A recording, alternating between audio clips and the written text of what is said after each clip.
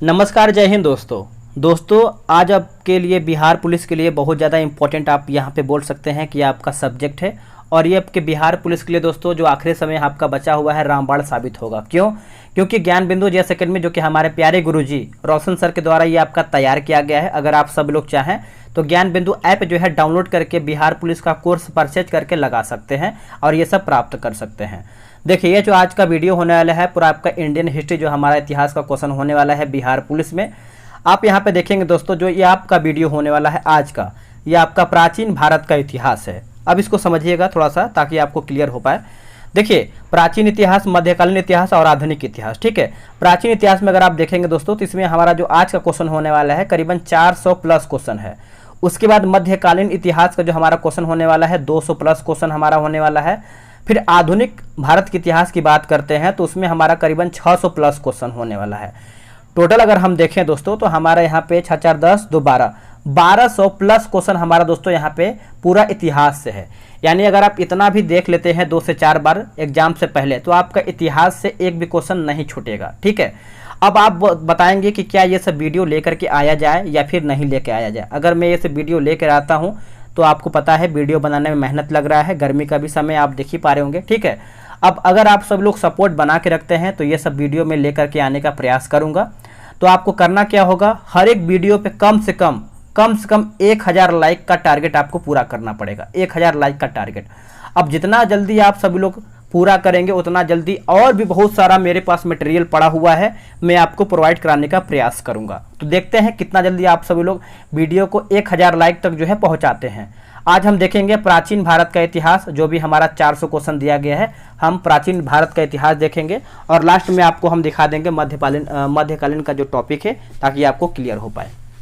चलिए वीडियो को शुरू करते हैं। पहला प्रश्न देखते हैं। चलिए शुरू करते हैं। देखिए, पहला हमारा प्रश्न है कि भारत की जनसंख्या के बनावट में निम्न में से किस नस्ल के लोगों का मिश्रण नहीं है? तो किसका नहीं है? तो कांगो बेसिन के पिग्मी का दोस्तों नहीं है। आंसर हमारा यहाँ पे डी सही हो जाएगा। मैं आपको सिर्फ आंसर पढ़ के निकल जाऊंगा, आप आराम से वीडियो को देखिएगा। सर्वप्रथम इतिहास को 3 भागों में बांटने का श्रेय किस जर्मन इतिहास को जाता है? तो दोस्तों ये आपका जाता है क्रिस्टोफ सेलियस को, ऑप्शन नंबर बी। भारतीय इतिहास को जानने का मुख्यतः 4 स्रोत हैं, निम्नलिखित में से कौन स्रोत नहीं है? तो कौन सा स्रोत दोस्तों नहीं है इसमें? तो देखिए, आंसर हमारा जो है तीसरे का हो जाएगा, ऑप्शन नंबर बी। समुद्र तलों से प्राप्त स्रोत ये आपका नहीं है। बाकी धर्म ग्रंथ एवं विदेशियों का विवरण है, ऐतिहासिक ग्रंथ है और पुरातात्विक संबंधित साक्ष्य भी आपको देखने को मिलता है। भारत के सर्वप्रथम प्राचीन ग्रंथ वेद के संकलनकर्ता निम्नलिखित में से किसे माना जाता है? तो दोस्तों इसका आंसर हो जाएगा कृष्ण वेदव्यास, ऑप्शन नंबर हमारा सी। निम्नलिखित में से चारों वेद ऋग्वेद, यजुर्वेद, सामवेद, अथर्ववेद को संयुक्त रूप से क्या कहा जाता है? तो दोस्तों इसको हम कहते हैं संहिता। क्या कहते हैं? संहिता, ऑप्शन नंबर बी। ऋचाओं के क्रमबद्ध ज्ञान के संग्रह को ऋग्वेद कहा जाता है इसमें। तो इसमें देखिए 10 मंडल हैं, 1028 सूक्त है और 10,462 दोस्तों इसमें ऋचाएँ हैं। निम्नलिखित में वेद के ऋचाओं को पढ़ने वाले ऋषि को क्या कहा जाता है? तो दोस्तों इसको हम क्या कहते हैं? होत्र कहते हैं। क्या कहते हैं? होत्र। ऑप्शन नंबर हमारा सी सही आंसर हो जाएगा। निम्नलिखित में ऋग्वेद से संबंधित कथनों पर विचार कीजिए। इसमें हमारा क्या सही है उसको देखना है। तो इसका आंसर देखिए, उपरोक्त में से सभी कथन सही है, इसको हम पढ़ लेते हैं। देखिए, इस वेद में आर्यों की राजनीतिक प्रणाली, इतिहास एवं ईश्वर के महिमा संबंधी जानकारी प्राप्त होती है। इसका 9वां मंडल सोम देवता को समर्पित है। इसकी 8वें मंडल के हस्तलिखित ऋचाओं को खिल कहा जाता है। इसका 3रा मंडल विश्वामित्र द्वारा रचित है, जो सूर्य देवता सावित्री को समर्पित गायत्री मंत्र है। और अगला है कि ऋग्वेद के 10वें मंडल के पुरुष सूक्त में चारों वर्गों को आदि पुरुष ब्रह्मा से उत्पन्न बताया गया है। ठीक है, चलिए। निम्नलिखित में ऋग्वेद के कई परिच्छेदों में प्रयुक्त अघन्य शब्द का संबंध जो है किससे है? तो ये आपका संबंध दोस्तों हो जाएगा गाय से है। किससे? गाय से। विंसेंट आर्थर स्मिथ ने प्राचीन भारत का प्रथम सुव्यवस्थित इतिहास लेखन अर्ली हिस्ट्री ऑफ इंडिया नामक पुस्तक लिखा, जो प्रकाशित हुआ है तो वर्ष 1904 में। विंसेंट आर्थर स्मिथ की 1904 में प्रकाशित प्राचीन इतिहास की प्रथम सुव्यवस्थित पुस्तक से संबंधित कथनों पर यहाँ पे विचार करके बताना है।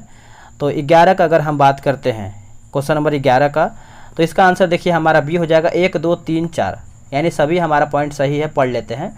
देखिए इस पुस्तक की 1/3 भाग सिर्फ सिकंदर का आक्रमण वर्णित है। इस पुस्तक में भारत की स्वेच्छाचारी शासन वाला देश कहा गया है। इस पुस्तक के अनुसार भारत में ब्रिटिश शासन से पूर्व राजनीतिक एकता का अनुभव नहीं था। ठीक है, चलिए आगे देख लेते हैं। चौथा हमारा क्या है कि इस पुस्तक को मैग्नम पब्लिशिंग हाउस ने छापा है। आगे क्या है, बोला कि वामन अवतार के 3 पगों के आख्यान का वर्ण किस प्राचीनतम वेद से प्राप्त होता है। तो इसका सही आंसर हमारा देखिए 12 का हो जाएगा ऋग्वेद। ऑप्शन नंबर बी सही हो जाएगा।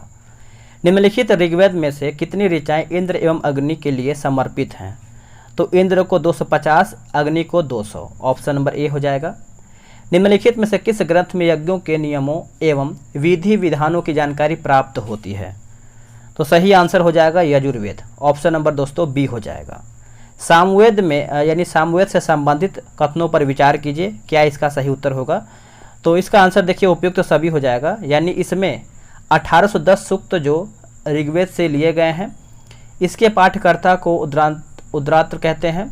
इस वेद में मुख्यतः यज्ञों के समय गाए जाने वाली ऋचाओं का संकलन है। ठीक है, तो चौथा है कि इस वेद को भारतीय संगीत का जनक भी कहा जाता है।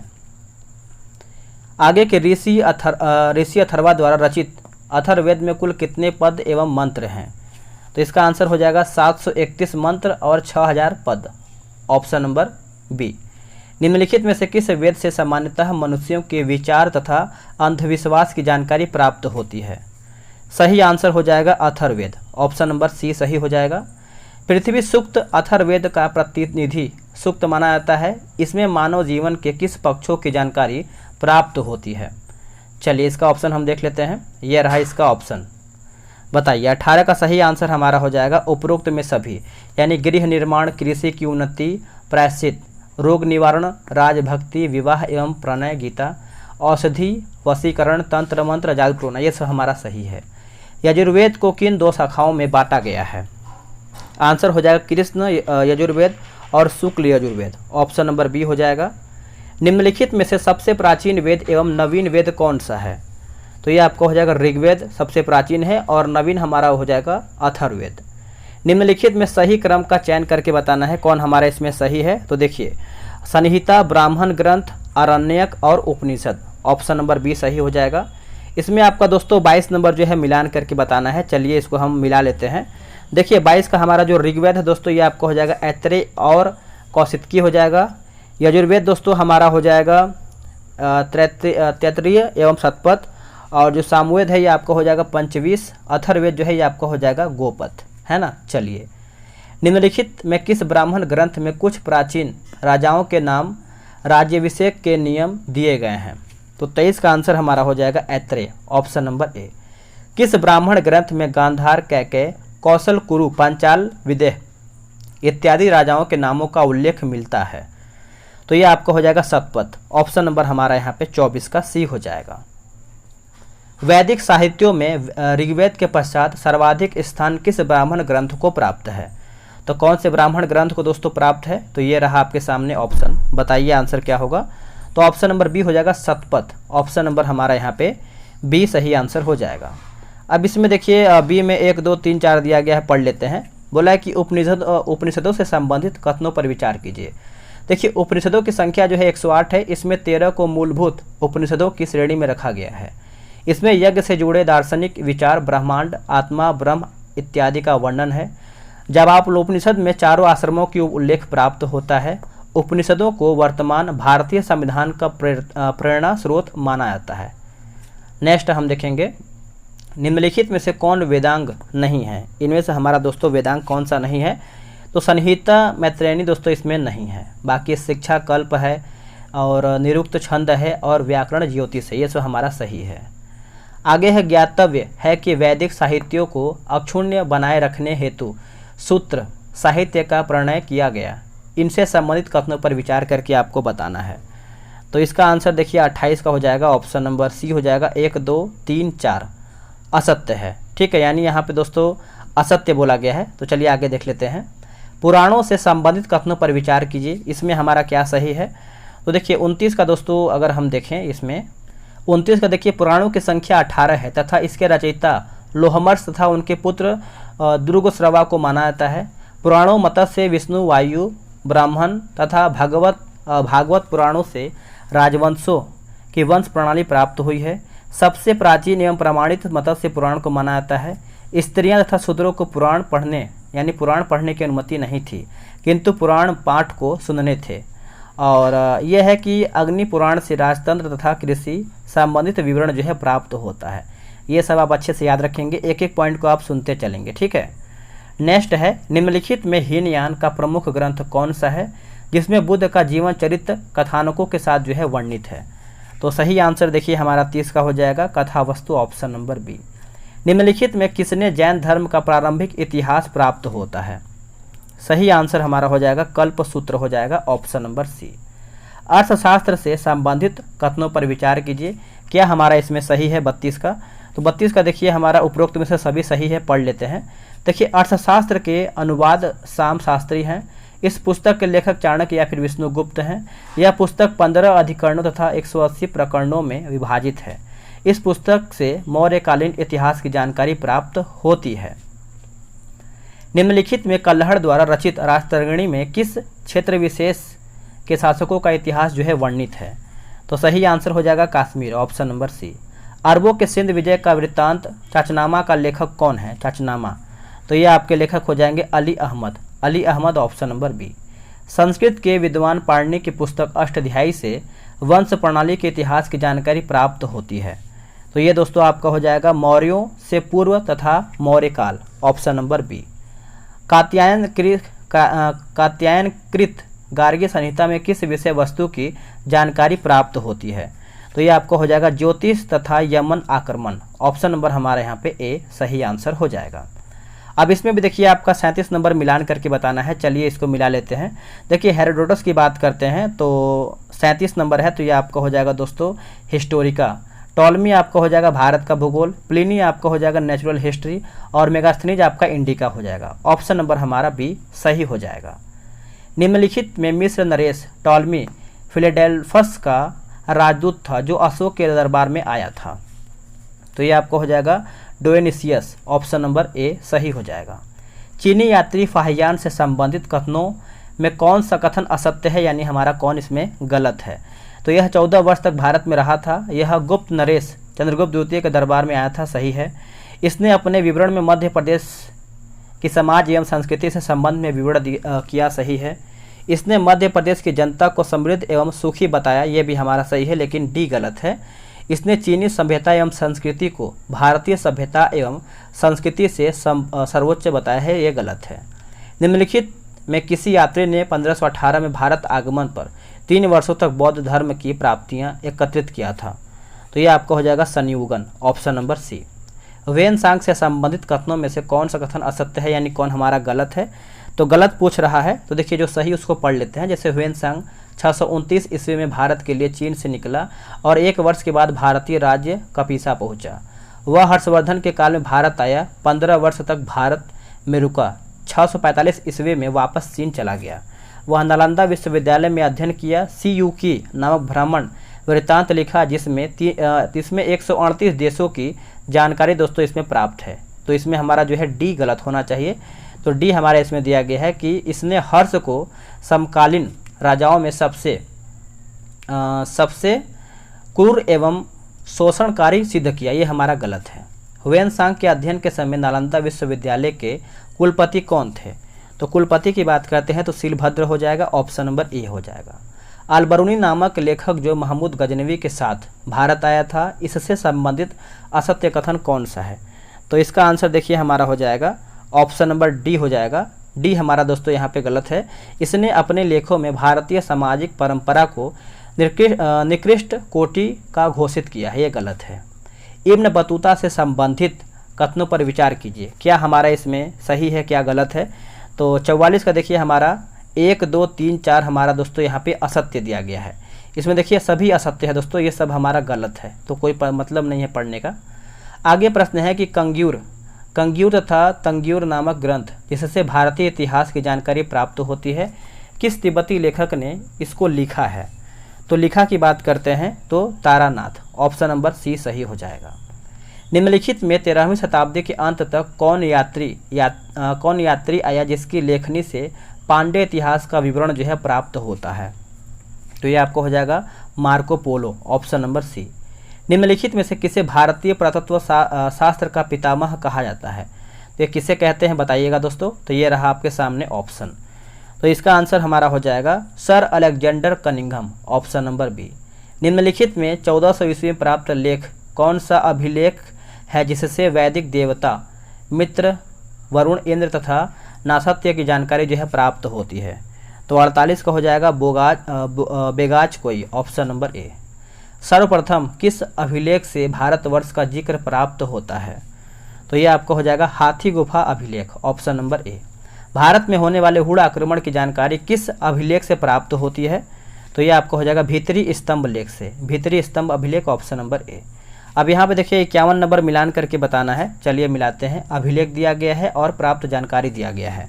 51 का देखिए उत्तर हमारा ए हो जाएगा, यानी भीतरी अभिलेख जो है दोस्तों हुड़ आक्रमण, एरड़ आपका हो जाएगा सती प्रथा, मंदसौर आपका हो जाएगा रेशम बुनकरों की श्रेणी, और सहगोरा अभिलेख जो है ये आपका हो जाएगा दुर्भिक्ष की जानकारी। ठीक है, आगे हमारा है कि सर्वप्रथम सिक्कों पर लेख लिखने का कार्य किन शासकों ने जो है प्रारंभ किया था? तो इसका आंसर हो जाएगा यवन शासक, ऑप्शन नंबर सी सही हो जाएगा। इसमें भी देखिए 53 दोस्तों मिलान करके बताना है, तो आप आराम से मिला लीजिएगा। मैं आंसर आपको बता दे रहा हूँ क्योंकि ये क्या है कि ऊपर नीचे पेज में दिया हुआ है। ठीक है, तो देखिए 53 का जो सही आंसर हमारा होगा 53 का हो जाएगा ऑप्शन नंबर ए। आराम से वीडियो रोक के मिला लीजिएगा। आगे है कि अभिलेखों के अध्ययन को क्या कहा जाता है? तो दोस्तों इसको हम कहते हैं एपिग्राफी, ऑप्शन नंबर सी सही हो जाएगा। आगे हमारा प्रश्न क्या है? देखिए सूची 1 को सूची 2 में मिलान करके बताना है 55 नंबर। तो देखिए अभिलेख दिया गया है और हमारा जो है शासक दिया गया है। मिलाते हैं। एहोल की बात करते हैं तो पुलकेशिन द्वितीय। मंदसौर की अगर हम बात करते हैं तो यह आपका हो जाएगा मालवा नरेश यशोवर्मन। भितरी एवं जूनागढ़ की बात करेंगे तो स्कंदगुप्त, और देवपाड़ा आपका हो जाएगा बंगाल शासक विजय सेन। ठीक है, चलिए निम्नलिखित में ग्वालियर अभिलेख का संबंध किस शासक से है? तो अगर हम शासक की बात करते हैं तो इसका आंसर हमारा जो है 56 का हो जाएगा प्रतिहार नरेश भोज, ऑप्शन नंबर सी सही हो जाएगा। इसमें देखिए 57 नंबर दोस्तों हमारा मिलान करके बताना है, तो इसका आंसर प्राचीन नाम और वर्तमान। तो देखिए स्वर्ण भूमि आपका हो जाएगा म्यांमार, कंबोज आपका हो जाएगा कौन सा नंबर है इसको एक बार देख लेते हैं, 57 नंबर है ना, तो 57 का हमारा ऑप्शन नंबर बी ही होगा। स्वर्ण भूमि आपका म्यांमार, कंबोज दोस्तों हमारा हो जाएगा कंबोडिया, स्वर्णद्वीप जो है ये आपका हो जाएगा मलय, और यवद्वीप जो है ये आपका हो जाएगा जावा। चलिए नेक्स्ट हमारा क्या है? अगला हमारा क्वेश्चन है कि जिस कालखंड का लिखित विवरण उद्धृत नहीं है उसे कहा जाता है क्या? तो उसे दोस्तों हम प्रागैतिहासिक कहते हैं, प्रागैतिहासिक। आगे की पंचायन मंदिर निर्माण शैली है, अब मुख्य मंदिर 4 अन्य मंदिरों से घिरा हो, पंचायनन कहलाता है। निम्न में से कौन पंचायत मंदिर शैली नहीं, यानी पंचायत शैली मंदिर नहीं है? तो इसका आंसर जो है हमारा 59 का काकदेव मंदिर पलामू, ये हमारा गलत हो जाएगा। निम्नलिखित में आग का आविष्कार पुरापाषाण काल में तथा पहिया का आविष्कार किस काल खंड में हुआ है? तो यह आपका नवपाषाण काल में हुआ है, ऑप्शन नंबर ए हो जाएगा। मनुष्य ने स्थायी निवास की प्रवृत्ति नवपाषाण काल में उद्धृत हुई है, तब उसने सबसे पहले किस पशु को पालतू बनाया है? अगर हम पालतू की बात करते हैं तो ये आपको हो जाएगा कुत्ता, ऑप्शन नंबर डी सही हो जाएगा। मनुष्य ने सर्वप्रथम तांबा धातु का प्रयोग किया था, उसके द्वारा बनाया जाने वाला औजार कुल्हाड़ी किस स्थान से प्राप्त हुआ है या फिर प्राप्त हुआ था? तो अतिर कम हो जाएगा, ऑप्शन नंबर सी सही हो जाएगा। कृषि का प्रथम साक्ष्य मेहरगढ़ से प्राप्त हुआ था, सर्वप्रथम चावल के साक्ष्य कहाँ से प्राप्त किए गए हैं? तो यह आपको हो जाएगा Koldihwa, option number B. Bharat में पूर्व प्रस्तर युग के अधिकांश औजार स्फटिक पत्थर के बने थे। भारत के पुरापाषाण युग के औजारों की रॉबर्ट ब्रूस फुट ने सर्वप्रथम खोज किस वर्ष में किया था? तो इसका सही आंसर हमारा जो है 64 का हो जाएगा 1863, ऑप्शन नंबर हमारा यहाँ पे बी सही उत्तर हो जाएगा। भारत में सबसे प्राचीन नगर मोहनजोदड़ो था, सिंध भाषा में इसका अर्थ क्या था? अगर हम सिंध भाषा में इसका अर्थ की बात करते हैं 65 नंबर, तो ये आपका मृतकों का टीला हो जाएगा। इमाम गांव भारत की सबसे बड़ी तांबा पाषाणिक बस्ती थी, इसका संबंध किस संस्कृति से है? तो जारवे संस्कृति से। ऑप्शन नंबर हमारा यहाँ पे बी सही हो जाएगा। 67 नंबर हम देख लेते हैं। इसका आंसर दोस्तों हमारा यहाँ पे क्या हो जाता है, देखिए भीमबेटका से संबंधित कथनों का यहाँ पे आपको विचार करके बताना है। तो देखिए भीमबेटका गुफा पुरापाषाणिक आवासीय पूरा स्थल है, सही है। यह मध्य प्रदेश के रायसीन जिला में स्थित है। इसकी खोज 1957-58 में डॉक्टर विष्णु श्रीधर वाकनकर के द्वारा जो है किया गया है। भीमबेटका को 1990 राष्ट्रीय महत्व का स्थल जो है घोषित किया गया है, ये सही है। जुलाई 2003 में भीमबेटका को यूनेस्को ने विश्व धरोहर स्थल में घोषित भी किया था, ये भी सही है। तिथि निर्धारण की विधि कार्बन 14 की खोज अमेरिकी रसायन वैज्ञानिक B.F. लीवे ने किस वर्ष किया था? तो ये आपका हो जाएगा वर्ष 1446 में। Option number C. इसमें भी देखिए 69 नंबर हमारा मिलान करके बताना है। चलिए इसको मिला लेते हैं। ऑप्शन नंबर ए कृषि बर्तन दिया गया है। देखिए अगर हम मालवा की बात करते हैं तो काला तथा लाल। बुरजोहोम की बात करेंगे तो ये आपका हो जाएगा घूसर। जोखे आपका हो जाएगा लाल, और पूर्वी नौपसाड़ आपका हो जाएगा चमकीला धूसर हो जाएगा। 70 का भी दोस्तों मिलान करके ही बताना है। चलिए इसको भी मिला लेते हैं। देखिए ये आपका जो सुक्त कंडोर दिया गया है आपका दास नदी, मांडा चिनाब नदी, दाई माबत जो है गोदावरी, और आलमगीर जो है आपका हिंडन नदी हो जाएगा। यानी एक दूसरे के सभी सामने हमारा हो जाएगा। सिंधु घाटी सभ्यता की प्रथम साइट कौन है जिसे यूनेस्को ने 2021 में विश्व विरासत स्थल की सूची में शामिल किया है? तो इसका सही आंसर हमारा हो जाएगा धौलावीरा। स्वतंत्रता प्राप्ति के पश्चात सिंधु घाटी सभ्यता के सर्वाधिक स्थल किस राज्य में खोले गए हैं? तो ये आपको हो जाएगा गुजरात। ऑप्शन नंबर बी सही हो जाएगा। सिंधु घाटी सभ्यता का सबसे बड़ा स्थल मोहनजोदड़ो पाकिस्तान है, जबकि भारत में सबसे बड़ा स्थल कौन सा है? तो ये आपको हो जाएगा Dholavira. Option number C. Lothal के साथ एक अन्य बंदरगाह शहर था जिसका प्रयोग समुद्री व्यापार के लिए होता था। तो दोस्तों इसका सही आंसर हमारा हो जाएगा सुरकोटदा। ऑप्शन नंबर सी सही हो जाएगा। सिंधु घाटी सभ्यता में अग्निकुंड के साक्ष्य लोथल के अलावा अन्य किस स्थान से प्राप्त हुआ है? तो कालीबंगन से। ऑप्शन नंबर हमारा सी हो जाएगा। मोहनजोदड़ो से प्राप्त एक सील यानी मोहर पर 3 मुख वाले देवता पशुपतिनाथ की मूर्ति प्राप्त हुई है। उनके चारों तरफ कौन कौन से जानवर के चित्र जो है प्राप्त हुए हैं? तो ये आपको हो जाएगा हाथी, गेंडा, चीता, भैंस। ऑप्शन नंबर बी सही उत्तर हो जाएगा। सिंधु घाटी सभ्यता की प्रमुख खाद्य फसल गेहूं तथा जौ थी। इस सभ्यता के वासी मिठास के लिए किसका प्रयोग जो है करते थे? तो इसका सही आंसर जो है 77 का हो जाएगा, शहद का प्रयोग करते थे। रंगपुर तथा लोथल से चावल के दाने प्राप्त हुए हैं जिनसे धान की खेती का प्रमाण प्राप्त होता है। चावल का प्रथम साक्ष्य कहाँ से प्राप्त हुआ था? ये कहाँ से प्राप्त हुआ था? ये रहा आपके सामने ऑप्शन। बताइए 78 का आंसर हो जाएगा ऑप्शन नंबर बी लोथल। घोड़े के अस्थि पंजर प्राप्त हुए हैं।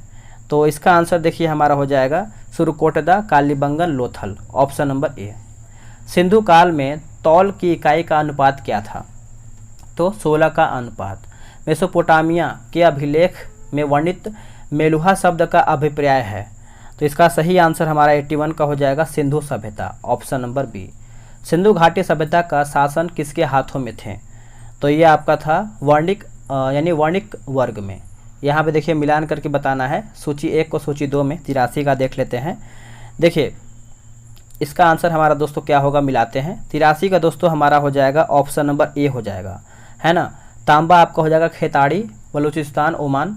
चांदी आपका हो जाएगा अफ़गानिस्तान, ईरान। सोना जो है ये आपका हो जाएगा कर्नाटक, ईरान, अफ़गानिस्तान। और गोमेद जो है ये आपका सौराष्ट्र हो जाएगा। आगे देखेंगे, बोला कि सिंधु घाटी सभ्यता के लोग किन वस्त्रों का प्रयोग करते थे? तो ये करते थे दोस्तों सूती ऊनी वस्त्र। सिंधु घाटी सभ्यता के लोग मनोरंजन में किसका प्रयोग नहीं करते थे? तो ये ध्रुत कीड़ा का प्रयोग नहीं करते थे। बाकी मछली पकड़ना, शिकार करना, पशु पक्षियों का आपस में लड़ाना, चौपल एवं पासा खेलना, ये सब जो है ये सब प्रयोग करते थे खेल खेलने के लिए। आगे हम क्वेश्चन देख लेते हैं कि सिंधु समाज में सामान्यतः अगर हम देखें तो मृत सत्तात्मक व्यवस्था है। सिंधु घाटी सभ्यता से किसकी प्राप्ति नहीं हुई है? तो तलवार नामक अस्त्र का प्राप्ति यहाँ पे नहीं हुआ है, बाकी सभी का प्राप्ति ही है ऑप्शन के अकॉर्डिंग। 88 की अगर हम बात करते हैं तो इसका आंसर जो है हमारा सभी सत्य है। पढ़ लेते हैं। देखिए, आर्यों से संबंधित कथनों पर विचार कीजिए। वैदिक काल दो भागों में विभाजित किया गया है। ऋग्वैदिक काल 1500 से 1000 ईसा पूर्व, उत्तर वैदिक काल 1000 ईसा पूर्व से 600 ईसा पूर्व। मैक्स मुलर ने आर्यों का मूल निवास स्थान जो है मध्य एशिया को माना है। आर्य सर्वप्रथम पंजाब एवं अफगानिस्तान में बसे थे। आर्यों द्वारा निर्मित सभ्यता वैदिक सभ्यता जो है कहलाई है।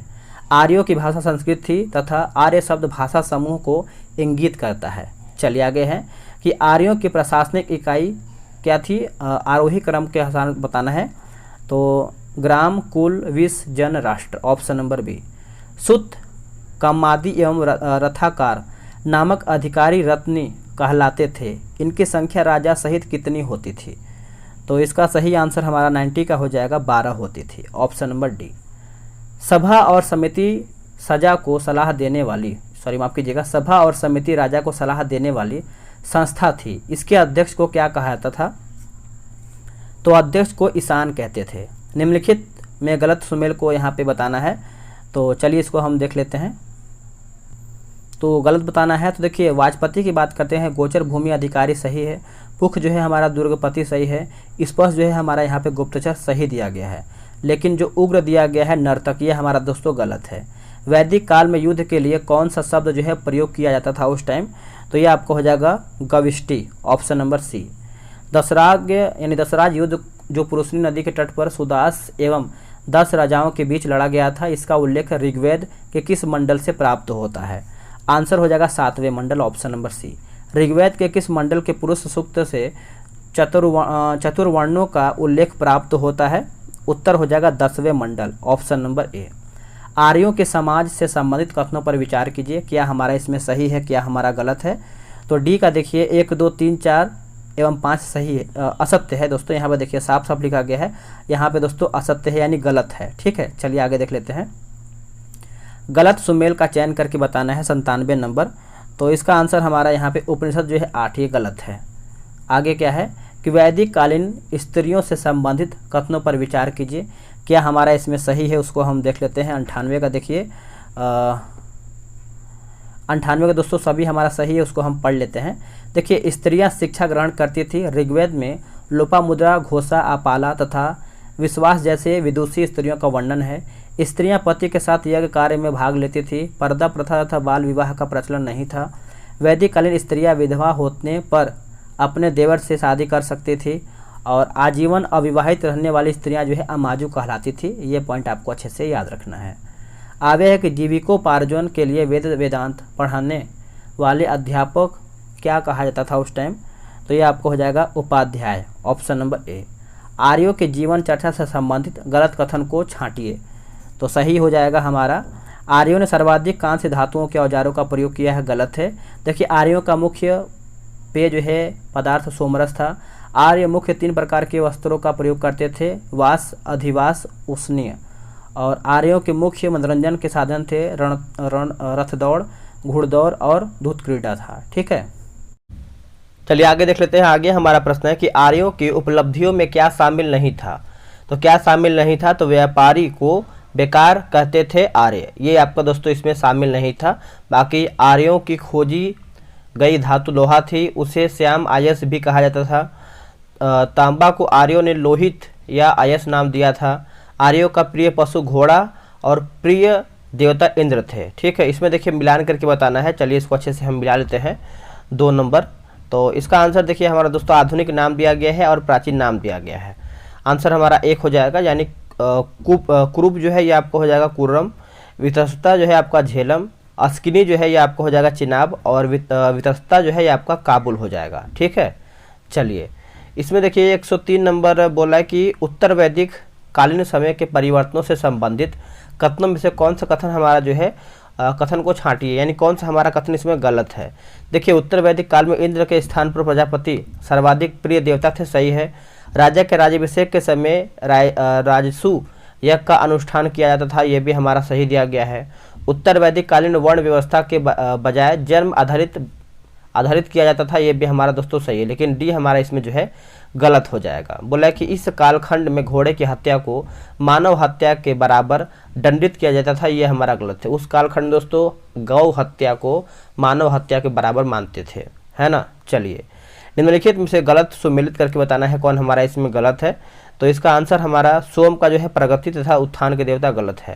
बाकी इंद्र जो है युद्ध एवं वर्षा के देवता, वरुण जो है सूर्य के निर्माता इत्यादि, विष्णु जो है दोस्तों विश्व के संरक्षण एवं पालनकर्ता हो जाएगा।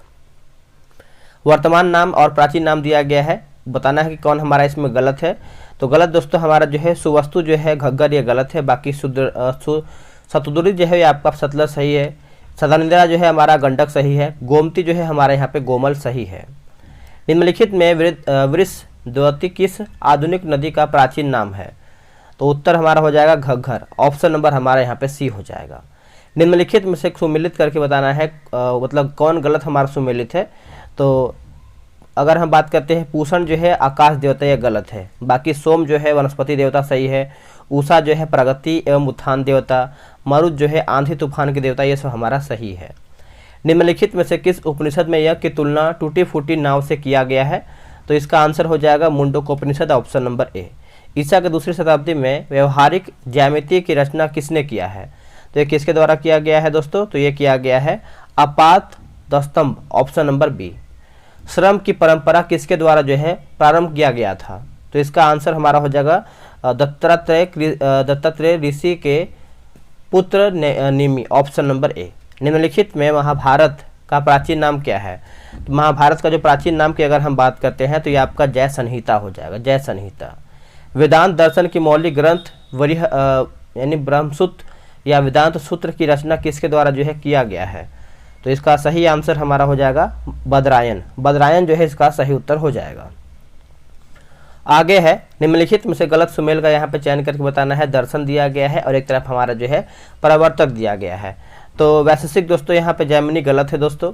देखिए योग की बात करते हैं तो पतंजलि सही है, सांख्य हमारा कपिल सही है, न्याय हमारा यहाँ पे गौतम सही दिया गया है।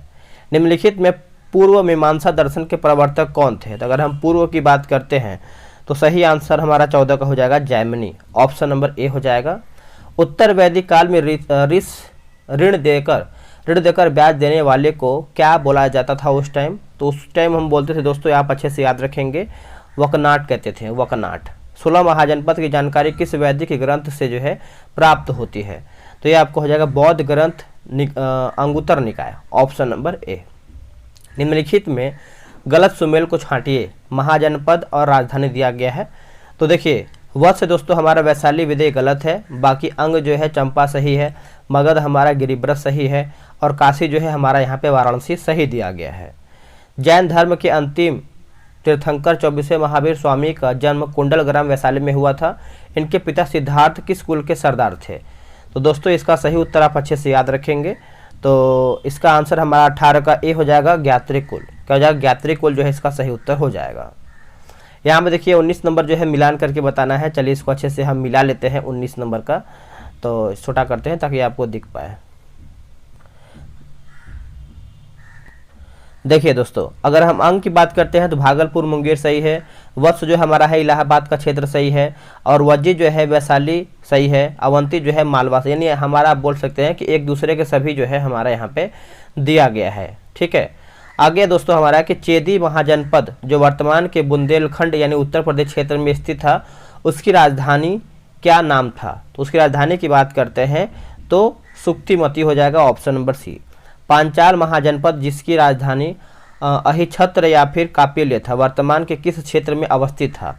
तो वर्तमान में किस क्षेत्र है दोस्तों देखा जाए तो आपका Bareilly Badaun Uttar Pradesh, option number A. दक्षिण भारत में स्थित एकमात्र महाजनपद कौन सा था? तो महाजनपद की बात करते हैं तो असमक। निम्नलिखित में से बिहार में कौन कौन महाजनपद जो है अवस्थित है? तो दोस्तों 23 का आंसर हमारा हो जाएगा, ऑप्शन नंबर सी हो जाएगा, अंग मगध वज्जी, ऑप्शन नंबर हमारा सी हो जाएगा। कौन सा महाजनपद वर्तमान के पाकिस्तान में अवस्थित था? तो गांधार हो जाएगा, ऑप्शन नंबर सी सही हो जाएगा। जैन धर्म के 24वें तीर्थंकर महावीर स्वामी से संबंधित कथनों पर विचार कीजिए, क्या हमारा इसमें सही है 25 का? तो दोस्तों इसमें दोस्तों हमारा सभी सत्य है, पढ़ लेते हैं। देखिए महावीर स्वामी का जन्म जो है कुंडल ग्राम वैशाली में हुआ था। इनके पिता सिद्धार्थ ज्ञात्रिक कुल के सरदार थे तथा इनके माता त्रिशला लिच्छवी राजा चेटक की बहन थी। महावीर पुत्री का जन्म जो है दोस्तों, महावीर के पुत्री का जन्म जो है अनुजा तथा पत्नी का जन्म जो है यशोदा था। आपके पत्नी का नाम थोड़ा सा मिस्टेक हुआ दोस्तों, फिर से पढ़ लेते हैं इसको हम। महावीर के पुत्री का नाम दोस्तों अनुजा था तथा पत्नी का नाम जो है यशोदा था। ठीक है, और इन्होंने 30 वर्ष की आयु में दोस्तों यहाँ पे अगर हम देखें,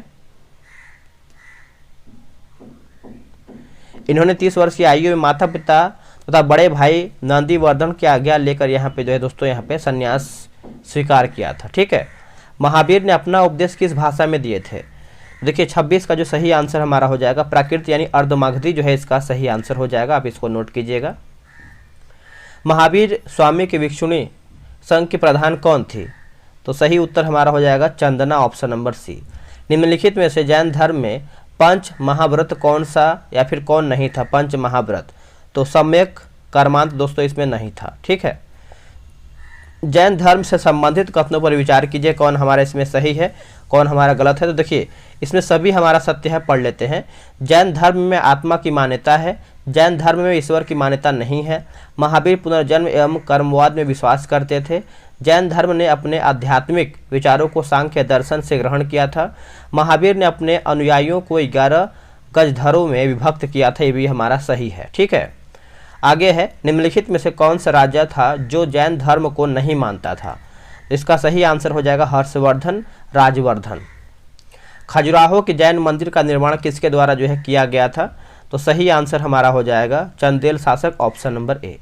जैन तीर्थंकर की जीवनी कल्पसूत्र में संग्रहित है, इसकी रचना किसने किया था? तो ये किया गया था भद्रबाहु के द्वारा, ऑप्शन नंबर दोस्तों हमारे यहाँ पे सी हो जाएगा। मथुरा कल का संबंध किस, यहाँ पे देखिए मथुरा कुल होना चाहिए, मथुरा कुल का संबंध किस धर्म से है? तो इसका सही आंसर हो जाएगा जैन धर्म से। 10वीं शताब्दी में बाहुबली गोमतेश्वर की मूर्ति का निर्माण किसके द्वारा जो है किया गया था? तो ये किया गया था गंग वंश के मंत्री चामुंड के द्वारा किया गया था, आप इसको अच्छे से याद रखेंगे, भूलेंगे नहीं। आगे प्रश्न है दोस्तों कि बाहुबली की मूर्ति वही स्थित है जहां चंद्रगुप्त मौर्य ने संलेखना विधि से देह त्याग दिया था, वह स्थान कौन सा है? तो आपका हो जाएगा Shravana Belagola, option number B. Mahavira Swami का निर्वाण मृत्यु महापावापुरी राजगीर किस वर्ष में हुआ था? तो 468 ईसा पूर्व में, ऑप्शन नंबर ए। श्रवण बेलगोला स्थित बाहुबली गोमतेश्वर की प्रतिमा किस मुद्रा में अवस्थित है? तो दोस्तों ये आपको कायत्स वर्ग मुद्रा हो जाएगा, कायट्स मुद्रा। बाहुबली मूर्ति की कायसर्ग मुद्रा से संबंधित गलत कथन यहाँ पे आपको बताना है 38 नंबर। देखिए महावीर की मूर्ति जो है तपस्या में है और पाँव में सांप लपेटे हुए, सही है।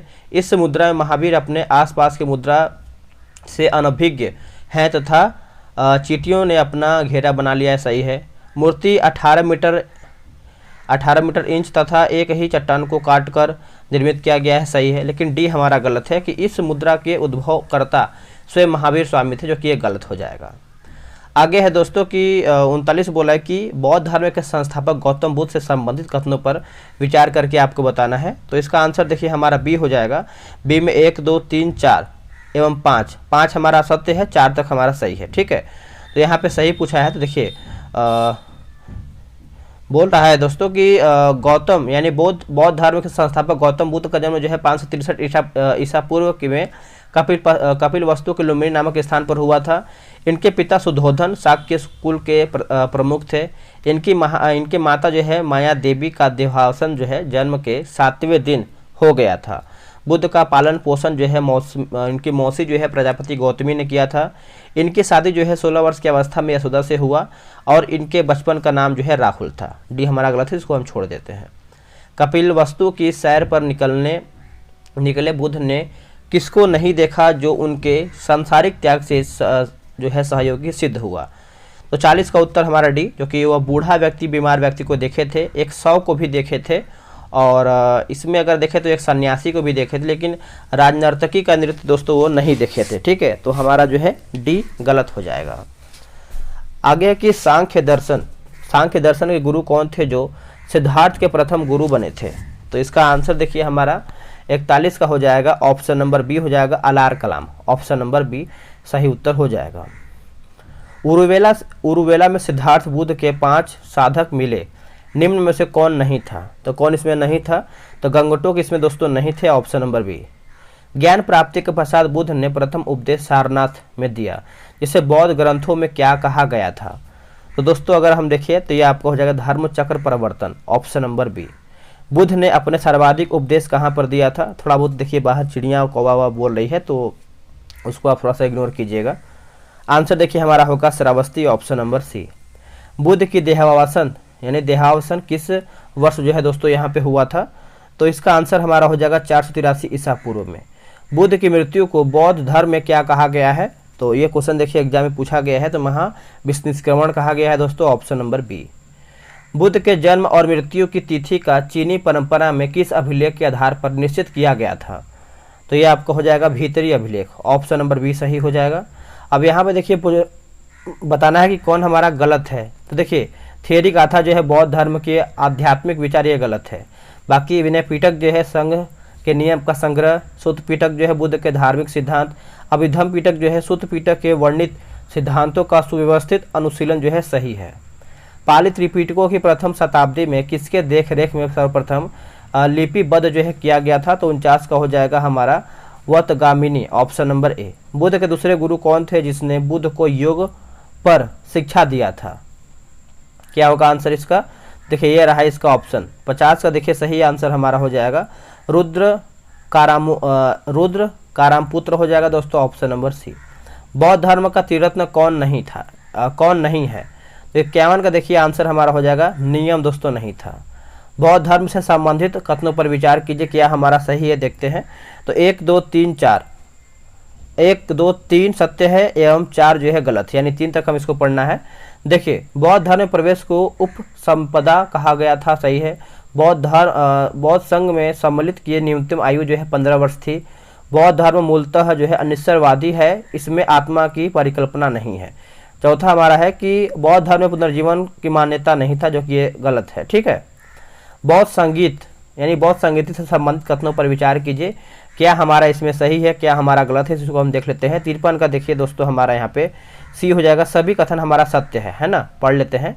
देखिए प्रथम बौद्ध संगीति 483 ईसा पूर्व में राजगृह में अजातशत्रु के शासनकाल में संपन्न हुआ था, जिसको अध्यक्ष महाकश्यप थे। तो दूसरा जो हुआ था 383 ईसा पूर्व में कालाशोक के शासनकाल में वैशाली में संपन्न हुआ था, इसकी जो अध्यक्षता है साबरकामी ने किया था। और जो तीसरा है दोस्तों, तीसरा बौद्ध संगीति 250 ईसा पूर्व में मोगलीपुत्र तीर्थ की अध्यक्षता में अशोक के शासनकाल में पाटलिपुत्र में संपन्न हुआ था। चौथा जो हुआ था 98 ईसा पूर्व में कुंडल वन कश्मीर में वसुमित्र अश्वघोष की अध्यक्षता में कनिष्क के शासनकाल में संपन्न हुआ था। चलिए कुछ क्वेश्चन बहुत लंबा छोड़ा दिया है। बौद्ध धर्म की बौद्ध धर्म बंटकर 2 भागों में हीनयान और महायान में विभाजित हो गया था, किस बौद्ध ग्रंथ संगीति में? तो देखिए 54 का उत्तर हमारा हो जाएगा चतुर्थ बौद्ध संगीति, ऑप्शन नंबर डी। बोधिसत्व बौद्ध धर्म के विभाजित किस शाखा का आदर्श है? तो ये आपका हो जाएगा हीनयान, ऑप्शन नंबर ए हो जाएगा। जो व्यक्ति अपनी साधना से निर्वाण प्राप्त करता है उसे हीनयान में क्या कहा जाता है? तो उसको हम दोस्तों क्या कहते हैं? ऑप्शन नंबर ये आपका दिख रहा होगा, उसको हम अहर्थ कहते हैं। क्या कहते हैं? अहर्थ। बुद्ध का जन्म, ज्ञान प्राप्ति तथा निर्वाण मृत्यु तीनों एक ही दिन हुआ था, इसको बौद्ध धर्म में क्या कहा गया है? तो दोस्तों इसको कहा गया है Buddha Purnima, Buddha Purnima, option number C. निम्नलिखित में से किस सिद्धांत पर बौद्ध धर्म एक जैन धर्म में समानता है?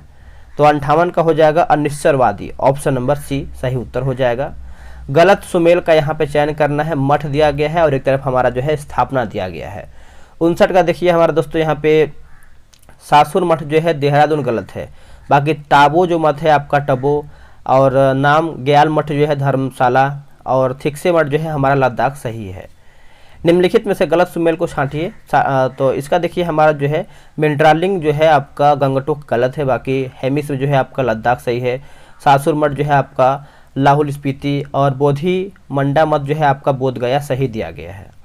आगे की मिंट्रालिंग मठ देहरादून में स्थित है, तो डार्लिंग कहाँ अवस्थित है? तो ये आपको कहाँ पर देखने को मिलता है? तो ये आपको देखने को मिलता है मैसूर में, ऑप्शन नंबर बी। आगे है कि बोला है कि रूमटेक मठ कहाँ पर स्थित है? तो ये आपका है गंगटोक में, ऑप्शन नंबर सी। ऋग्वेद में शिव के लिए कौन सा शब्द जो है प्रयोग किया गया था या फिर प्रयोग किया गया है? तो इसका आंसर हमारा दोस्तों 63 का डी हो जाएगा। अथर्ववेद में शिव को किस नाम से नहीं लिखा गया है? तो 64 का उत्तर हमारा हो जाएगा महाकाल, ऑप्शन नंबर सी। लिंग पूजा का सर्वप्रथम प्रमाण कहाँ से प्राप्त हुआ है?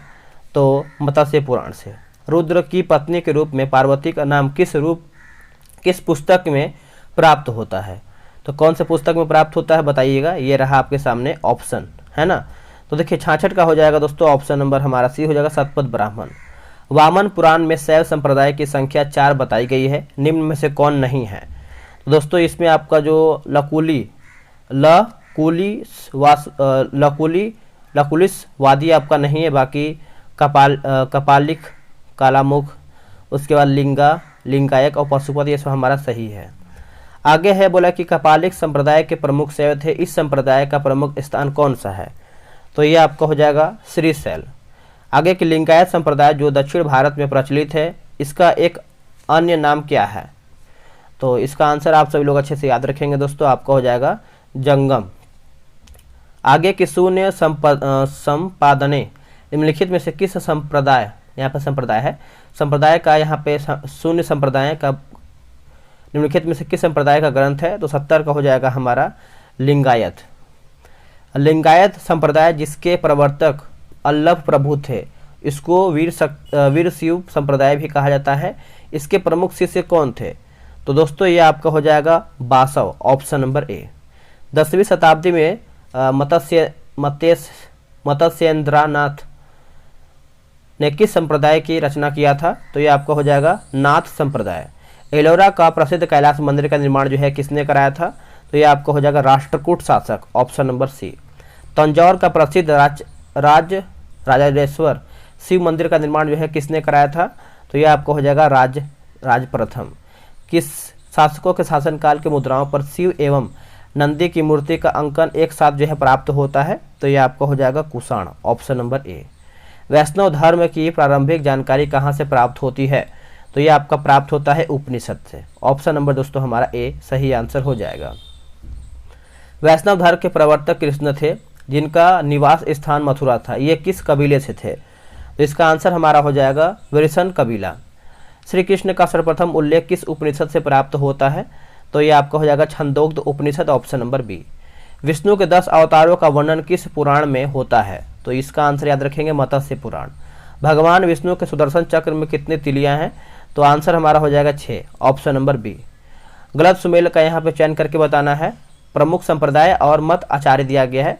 तो 81 के अगर हम देखें दोस्तों तो हमारा ब्रह्म संप्रदाय जो है द्वैत वाल्मीकि गलत है, बाकी वैष्णव संप्रदाय जो है विशिष्ट द्वैत रामानुज सही है। रुद्र संप्रदाय जो है हमारा शुद्ध द्वैत बल्भाचार्य सही है। सनक संप्रदाय जो है हमारा द्वैत निम्बकार जो है निम्बकार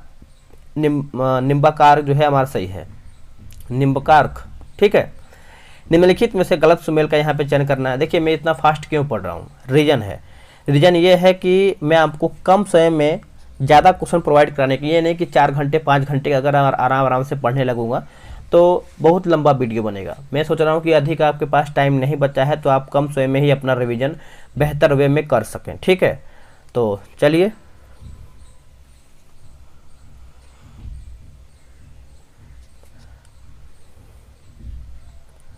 बयासी नंबर बोल रहा है दोस्तों कि निम्नलिखित गलत सुमेल का यहाँ पे चयन करना है। प्रमुख संप्रदाय और संस्थापक दिया गया है। तो 82 की अगर हम बात करते हैं तो यहाँ पे दिया गया है जैसे यहाँ पे दिया गया है राम भक्त जो है रामानंद गलत है, बाकी परमार्थ जो है हमारा रामदास सही है, बरकरी जो है हमारा नामदेव सही है, श्री वैष्णव जो है हमारा रामानुज सही दिया गया है।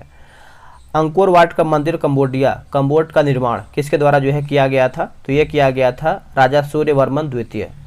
नेक्स्ट हमारा है कि इस्लाम धर्म से संबंधित कथनों पर विचार कीजिए। 84 का देख लेते हैं। इसका आंसर देखिए हमारा, इसका आंसर क्या होगा? देखिए बोला कि इस्लाम धर्म के संस्थापक जो है हजरत मोहम्मद से सही है। हजरत मोहम्मद साहब का जन्म जो है 570 ईस्वी में मक्का के प्रमुख कबीला कुरैश में हुआ था। पिता अब्दुल्ला, माता अमीना की मृत्यु के पश्चात परवरिश चाचा अबू तालिब ने किया था। और हजरत मोहम्मद को ज्ञान की प्राप्ति जो है 610 ईस्वी में हीरा नामक गुफा में हुआ था। 622 में 24 सितंबर को पैगंबर मोहम्मद ने मक्का से मदीना की यात्रा किया था। इस्लाम के इस हिजरी सनवत के नाम से जो है दोस्तों इनको जाना जाता है। ठीक है, आगे हमारा है कि मोहम्मद साहब की मृत्यु जो है कब हुआ था।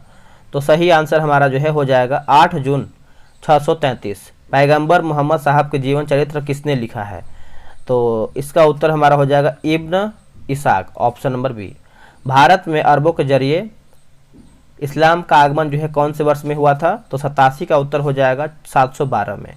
भारत में मक्का पश्चिम की तरफ पड़ता है, यह दिशा क्या कहा जाता है। तो यह दिशा की अगर हम बात करते हैं तो इसका आंसर हमारा हो जाएगा किबला, ऑप्शन नंबर सी।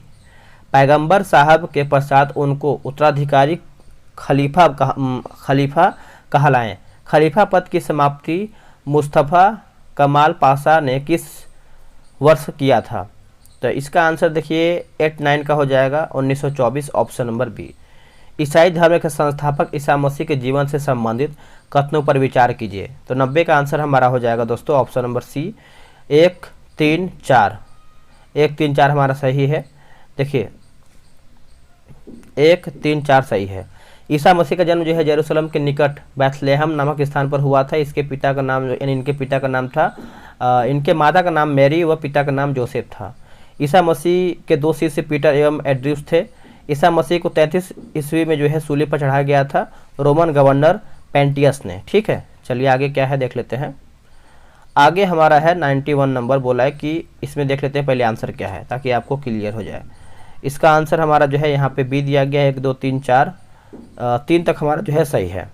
बोला कि मौर्य साम्राज्य से संबंधित कथनों पर विचार कीजिए। देखिए सबसे प्राचीन वंश का संस्थापक जो है जरासंध का पिता बृहद्रथ था। बृहद्रथ के समय मगध की राजधानी गिरिब्रज थी। हर्यक वंश के संस्थापक बिंबिसार मगध की गद्दी पर 544 ईस्वी में बैठे थे। ये सब हमारा सही है। और 92 नंबर भी हम देख लेते हैं। तो इसका आंसर हमारा 1, 2, 3 सत्य है, पढ़ लेते हैं। देखिए हर्यक वंश के संस्थापक बिंबिसार से संबंधित कथनों पर विचार कीजिए। देखिए बिंबिसार ने ब्रह्मदत्त को हराकर अंग राज्य को अपने राज्य में सम्मिलित कर लिया था।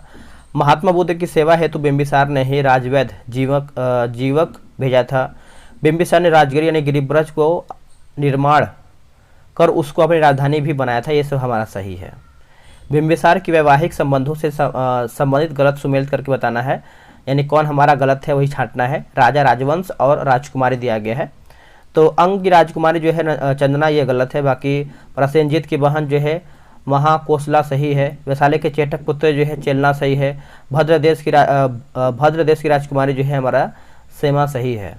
बिंबिसार के पुत्र अजात शत्रु के द्वारा किस वर्ष अपने पिता की हत्या जो है कर दिया गया था। तो देखिए इसका सही आंसर हमारा जो है हो जाएगा 493 ईसा पूर्व। अजात शत्रु के साथ संबंधित पर यहाँ पे विचार करके बताना है। ठीक है, देखिए इसने अपने पिता की हत्या जो है 493 ईसा पूर्व मगध की गद्दी पर बैठा था तभी कर दिया था, सही है। और दूसरा बोला है कि अजात शत्रु का उपनाम जो है कुणिक था तथा यह जैन धर्म का अनुयायी थे, यह भी सही। लेकिन तीसरा और चौथा जो है दोस्तों हमारा गलत हो जाएगा। आगे के हर्यक वंश का अंतिम शासक कौन था। तो इसका उत्तर हमारा हो जाएगा नागदशक। नेक्स्ट है कि हर्यक वंश के अंतिम राजा नागदशक की हत्या उसके मंत्री शिशुनाग ने किया था। इसने शिशुनाग वंश की स्थापना के पश्चात अपने राजधानी पाटलिपुत्र के स्थान पर कहाँ परिवर्तन जो है कर दिया था। तो इसका उत्तर हमारा हो जाएगा 97 का वैशाली हो जाएगा। शिशुनाग वंश का अंतिम शासक कौन था। अंतिम शासक नंदीवर्धन, ऑप्शन नंबर सी। नंद वंश का संस्थापक महापद्म नंद था। इसकी अंतिम शासक कौन थी। तो घनानंद। कौन था। घनानंद। निम्नलिखित में से कौन सिकंदर का समकालीन था। उत्तर हमारा हो जाएगा घनानंद हो जाएगा दोस्तों, ऑप्शन नंबर बी। दोस्तों वीडियो को हम यहीं पे समाप्त करते हैं। इसके बाद अगर आपका सपोर्ट अच्छा रहता है, अगर आप वीडियो को देखते हैं, क्योंकि देखिए आप क्या करते हैं ना कि अगर 1 घंटे का वीडियो रहता है तो आप 10-20 मिनट भी वीडियो देख करके वीडियो रोक देते हैं। उससे आपको 1% भी फायदा नहीं होने वाला है। अगर आप वीडियो को देखते हैं तो आगे बहुत सारा 1200-1300 क्वेश्चन है, पूरा हिस्ट्री मिला करके उसको हम अपलोड करने का प्रयास करेंगे, क्योंकि मेहनत लगता है वीडियो बनाने में। ठीक है, तो आज हम 200 क्वेश्चन ही रहने देते हैं। उसके बाद हमारा देखिए प्राचीन इतिहास में दोस्तों हमारा 200 और क्वेश्चन बचा हुआ है। 200 प्लस ही हमारा है। 235-36 हमारा क्वेश्चन और बचा है इतिहास में। अगर आप बोलेंगे तो आराम से, क्योंकि आज थोड़ा सा फास्ट बनाने में क्या हुआ कि बहुत सारा जगह क्या है कि मैंने गलती से गलत पढ़ दिया है। तो कोई दिक्कत नहीं है, जब जल्दी जल्दी वीडियो बनता है तो हल्का फुल्का गलत पढ़ ही जाता है, आप भी पढ़ ही देते होंगे अगर आप फटाफट या फिर फास्ट पढ़ते होंगे। तो अगर आप कमेंट करना चाहते हैं तो कमेंट करके बताइएगा कि आगे इसको कंटिन्यू किया जाए या फिर इसको यहीं पर रोक दिया जाए। चलिए आज के लिए इतना ही, जय हिंद।